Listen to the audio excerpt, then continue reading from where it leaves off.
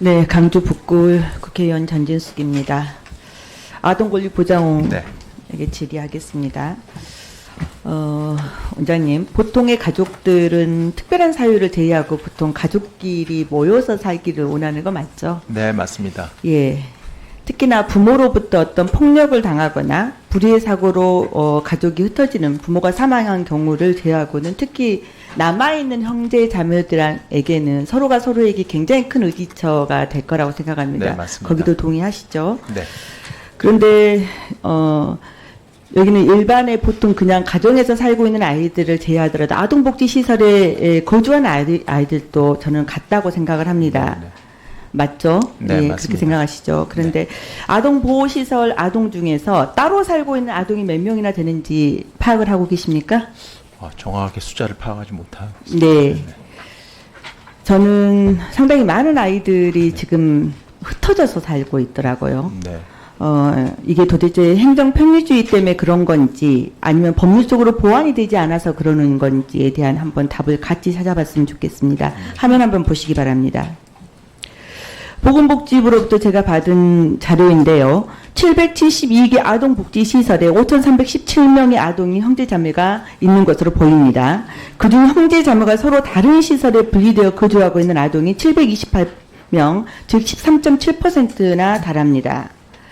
자, 도대체 어떤 아동이 형제자매는 함께 거주를 하고 또 어떤 아동은 형제자매가 따로따로 거주하는지 그 이유에 대해서 알고 계십니까? 사례결정위원회에서 결정하는 것으로 알고 있는데 네. 정확하게 파악하기 그 부분에 대해서는 많은 관심을 갖지 않으신 것 같습니다. 네. 제가 보건복지부에 물어봤어요.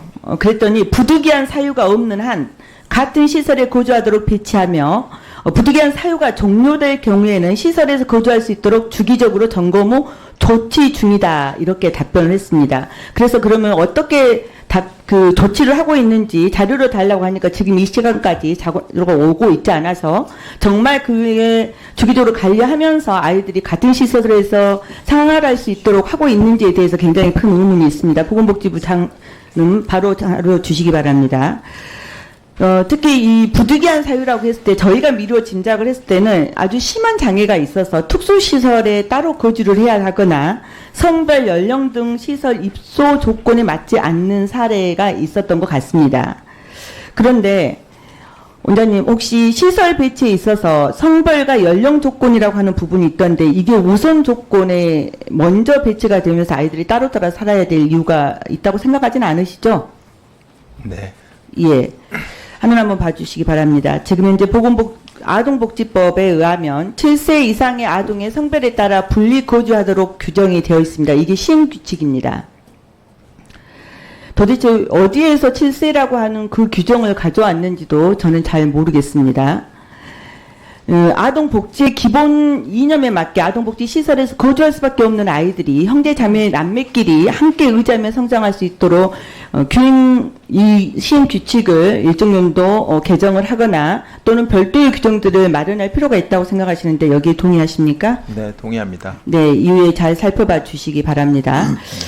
그러면 같이 물론 이제 아이들에게 각각 다른 시설에서 생활하고 있는 형제 자매들 중 서로의 존재를 아는 정도가 도대체 어느 정도 있을까?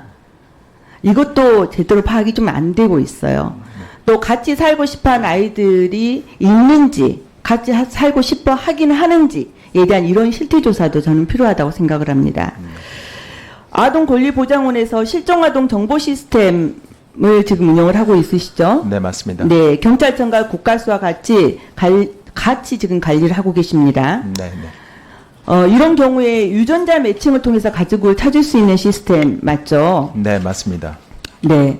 실종아동 정보 시스템은 유전자 정보가 등록되어 있음에도 불구하고 이를 서로 다른 아동시설에서 생활하는 형제자매 매칭이나 재해 차원에서 활용하는 제도적 장치가 아예 없는 것 같습니다. 아까 말씀 주신 것처럼 원장님도 그거에 대해서 구체적으로 좀 알고 있지 못하다고 하는 말은 단적으로 이 부분에 대해서 어떤 제도를 갖거나 관리 방안에 관해서 고민하지 않으셨다고 하는 거를 보일 수 있을 것 같은데 네, 맞죠? 부모와 아동 간의 매칭을 주로 고민하고 있어서 그 예. 부분을 놓친 것 같습니다. 네, 맞습니다.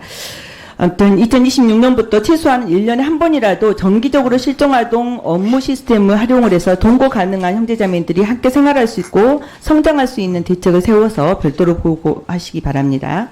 네, 알겠습니다. 복지부 인구아동 정책관님 화면 한번 봐주시기 바랍니다. 예, 아동 복지시설 거주 아동의 저속간 온가정 복귀와 보호 종료 후 아동의 지지체계 확립을 위해서 정기적으로 아동과 온가족 간의 면접 교섭 등 활동이 보조되고 있죠. 네. 예, 잘 되고 있습니까? 의원님 지적대로 저희들이 좀 세심하게 살피지 못한 부분이 있습니다. 제가 자료를 한번 사례를 봤더니요. 부모가 경계성 지능인이거나 이렇게 해서 아이들을 제대로 돌보지 못할 경우에 6기 이후에 어떻게 됐는지도 모르고 나머지 또 출산한 아이들은 각각의 가족 친척이 이렇게 하는 경우가 있어요. 그럼 6기 된 아이는 도대체 어디에서 어떻게 찾아야 될지를 모르겠죠. 물론 가정형편이 어렵다고 하는 전제에 있어서 키울 의사가 있냐 하는 문제하고 또 다른 문제인 것 같습니다. 그리고 또 어떤 경우에는 보니까 애조모가 계셔서 아이를 찾고 싶어 해요. 시설이 어디 있는지도 알아요. 그러면서 가서 만나고 면접 교섭을 요구를 했음에도 불구하고 만나지 않으면 좋겠다라고 하는 자체 판단을 통해서 애조모는 못 만나게 하는 이런 사례도 발생을 합니다. 그 이후에 애조모는 이제 어딘가로 가셨겠죠. 이런 경우는 저는 상당히 문제가 있다고 생각을 하는데 다른 가족과의 만남을 부모 이해라도 가족과 친척이 만나겠다고 한다면은 저는 만나게 해줘야 되는 게 맞다고 생각을 해요. 뭐 그래서 가능하다면 온가족으로 돌아갈 수 있으면 가장 좋은 거 아닙니까? 이런 부분에 대해서 어떤 혹시 대책을 가지고 계십니까? 저희가 의원님 지적하신 그 현황을 조금 더 면밀히 살펴봐서요.